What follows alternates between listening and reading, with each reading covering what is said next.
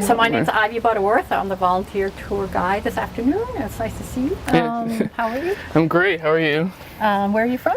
I'm from Sharon. I'm actually not far down from here. Oh, yeah. So you decided to come down here and see what's going on at the Old Ordinary. Oh yeah, no. I mean, the history and everything you hear about, and I mean, the title alone got me interested. The Ordinary House. I know. It is very interesting. People always wonder what the title means, Old Ordinary. So an ordinary just means it was a place where ordinary food was served at ordinary prices to ordinary people. Right. And if you were a family here that lived in the house, you got a reduction on your taxes and on your food rates. So that was an incentive for people to live here. It's very interesting. Yeah, no, absolutely. So, I'm gonna step inside now.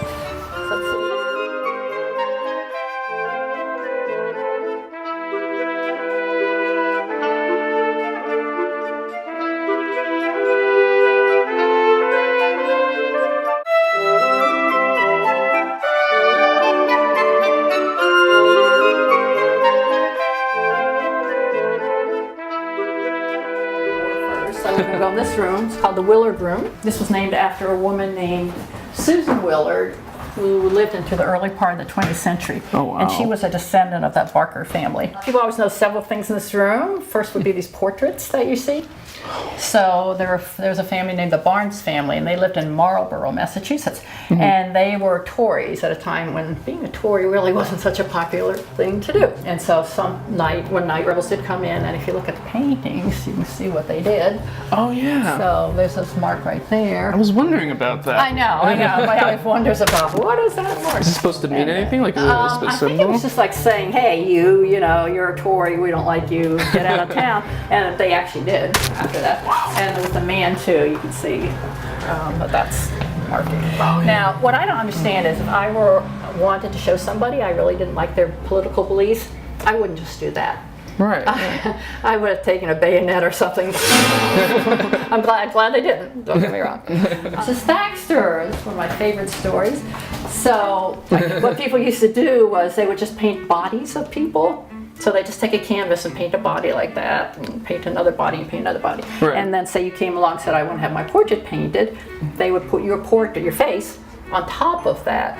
So if you look, her body doesn't really match her face. Yeah, the face is that of an older woman. Yeah. Whereas her arms are that of a younger one. And people are always asking, well, why isn't she smiling? Maybe because she had 10 children. Okay, so this is a tap room. So this is not the original one. This is a reproduction. It was built in the early 1920s, apparently, early 1900s. So what would happen is that a stagecoach would pull up, and then this horn would be blown to warn the people in here to get enough food and drink ready. And the way you recognize these kind of taverns is that they would have a golden ball on top of a pole. And most of these stagecoaches carried mail, so I can't touch that, but that was a mail pouch. And there were some other taverns that were down near the harbor, but they were kind of the less savory ones because that's where the sailors came in. So this is a water bucket for fires. You probably read about that. Yeah. So if a place caught fire, then we form a fire chain and pass the water down, and then we hope we would put out the fire. And we have, this is part of a will, so the other tour guide there is related to this man named Thomas Andrews, and he's the one who first built here on this land. And he gave the land to somebody, and they could build on this land then. So that was something that was in his will. That's legible. And this is a document that had, we can see, the time of George Washington. Wow. And you see the dates, the year of the reign of His Majesty George Washington. King George III. So if you can read that. No, I can't read that one either, but yeah, no, it's something power. Something about the power over a certain land. Probably a new law or something like that. Probably. So that is an original. Okay. So, all right. So when the men were here in this room, they would drink.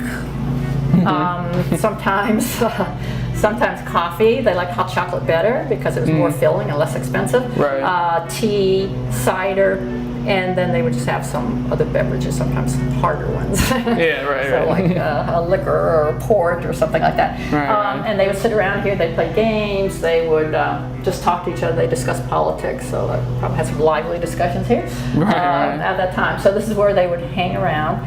And they could get warm. You see the heater there, so to speak, portable heater. Then they would leave and be on their way. So it was like, if we take a break at a rest stop along Right, right. 195. We have this wonderful China collection, some of it, really from China. I had a woman here once, and she knew all the differences among all these different, the different patterns and the Wedgwood and what wasn't Wedgwood, and she was great. But what I want to point out here is this piece of china here. So, what do you think that might have been used for?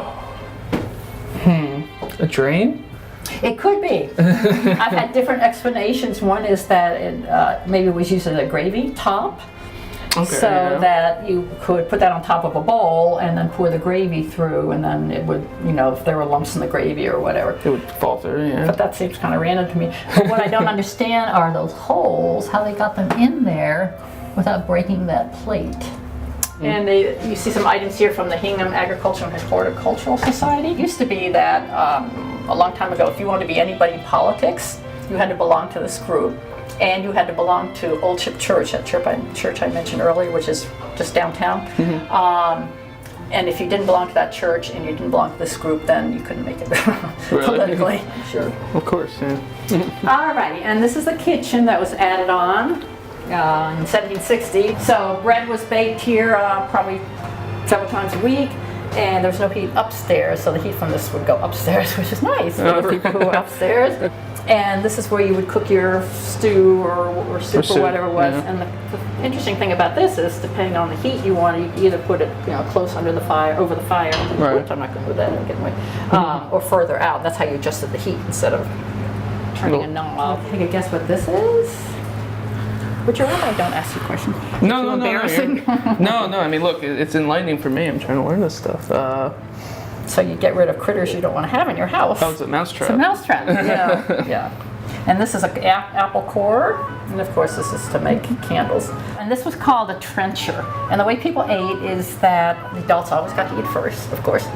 And if you and I were having a meal, we'd sit down and the food would be put in here, and then we would just grab it and eat it with our hands. And then whatever we left over, then the children could have. Right. So they would hope that we didn't eat very much, because otherwise they wouldn't get much to eat. All right, and this is a tool room. And what I've been told is that one man came in here, and most of these tools came from him, and he spent something like over a year organizing them and labeling them and all of that. The other people who were very important were the blacksmiths, because they did the shoes for the horses, and they did the latches for the doors. Right. And all those things had to be done by the blacksmiths. So both the blacksmiths and the coopers were really important. And you see the different patterns of the tools. We have saws, we have planes, we have drills. Did they develop weapons though, or no? Did they not need them? They didn't make weapons. They used weapons when they needed to, but no, they didn't make them themselves. But if you love tools, this would be a place to come, and you could. Oh, absolutely! I would have a ball in here. Oh, okay. So you're interested in them. Yeah. So anyway, these are all gathered in this one place. All right, so this room was built by the style of 1810. So this furniture is not the original furniture, but it's a copy of what the furniture would have looked like in 1810. So at that point, well, you see how different this looks from what we've seen before. In this room, we have pictures of 3 people that were important in Hingham's history. And this man's name is Benjamin Lincoln. And he's kind of Hingham's most well-known person. So he accepted the sword of surrender from Cornwallis.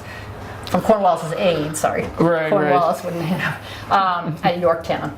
And his house is right around the corner, and there's a park right down the street. It has a plaque and information about him. So, and he was also a farmer, and he also worked in town government here. So Benjamin Lincoln was very important. All right, and this man over here is named Barnabas Lincoln. And there's an interesting story about him. He was involved in shipping and trading down in the Caribbean.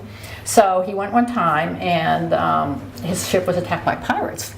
Oh. And so the pirates came on his ship and explored everything. And there's a writing in which he talks about how hard it is to try to sleep when people are carousing on your ship and drinking your rum and all of that. Anyway, so finally what happened is the pirates just abandoned him. There were about 10 of them. Him and his men on this particular kind of land. And there were some little inlets there so they could move around, and they managed to build a boat, found some wood, managed to build a boat, and then 6 of the people went off in the boat to see if they could find some land, because they were stranded. They didn't know where they were or anything. Right, yeah. and the boat came back, but it didn't have anybody in it. That was sad. Well. That was kind of a problem. Right, so they're still hanging around thinking, okay, so what do we do now? And then finally, one of the pirates named Nikolai came and rescued these men. And turned out they're good pirates. I don't know if you knew that they're good pirates, but they're good pirates. Yeah, no. And so he rescued them and then got them back to land. And then Barnabas was able to come back to Boston, and he invited Nikolai to visit him. And he did, which is pretty amazing. And Nikolai carved a knife, which used to be over there, but isn't anymore. But anyway, carved a knife for Barnabas, and they actually were friends for a while. So we can go upstairs. Oh yeah, this is amazing. Watch your head. It really is an interesting place, and I always find it so interesting to think about the people who lived here, what their lives were like, and what they'd say about our lifestyle. All right, so then there's a man named Daniel Shute, and we have descendants of his still living in Hingham, and he was a doctor during the Revolutionary War. And if you want to look at this doctor kit, you see that saw there. So when he amputated limbs, he had to do it in 30 seconds. So you can imagine things probably weren't very sterile or clean. Of course not. And they'd give people something to bite on, or had them drink alcohol or something kind of to numb the pain. They would use rubbing alcohol, right? They thought that might sterilize it. Right.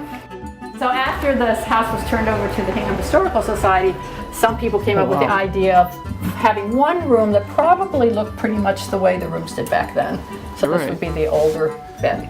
Wow. And so this is the kind you'd have to tighten with this. And there's that expression about sleep tight, don't let the bed bugs bite. Yeah. And that was this kind of bed. So this is called the Murphy bed.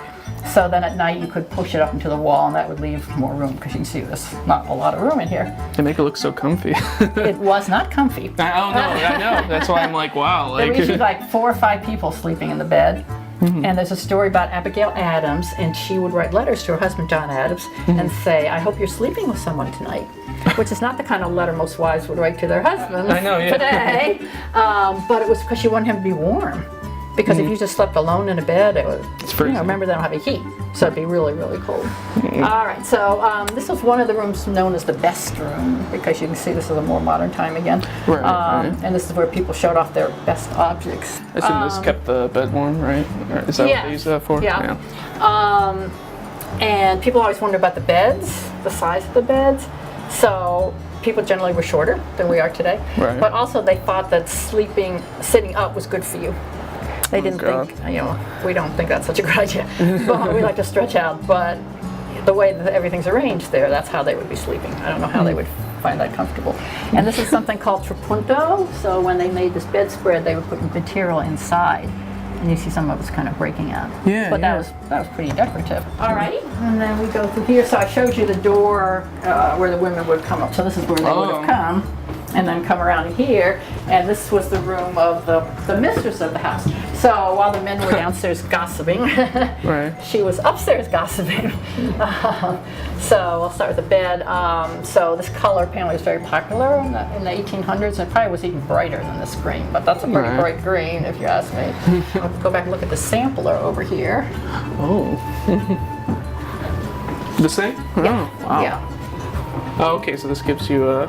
So it gives a family record. So, and I see this was done by a girl who's 12 years old. It's very and you think about all this family business.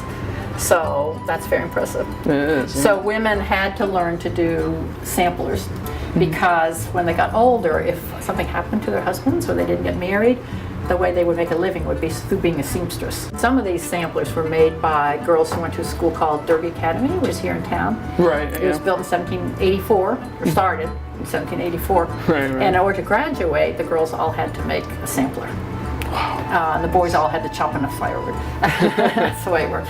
And this is another sampler. So while the girls were doing this, the boys were generally outside helping their father with chores. Doing with the farming, milking the cows, feeding the chickens. And the girls did some of that work, but mostly they were confined inside. So this is the last room, and this is where the children slept, and also the servants, when servants were up here. And first of all, what the boys had to do. This right here is a pitcher with water, the blue one, and underneath that's a chamber pot. So every morning they'd have to get up and they'd have to carry it down these stairs, which as you can see are very narrow and hard to see. So if you can imagine trying to carry that pot, that nice china pot, downstairs here and then taking it to the appropriate place. That was one of the jobs that the children were not so fond of. The bucket industry went away because of industrialization. So what started happening is that the people who were the coopers started making toys for children. Okay. So here's one. Really loud. Like that go. Yeah, I've seen those before. Yeah, right. So we have these today, but they're made out of plastic. But if you think about, how these all had to be cut and all of that, that would have been a little challenging.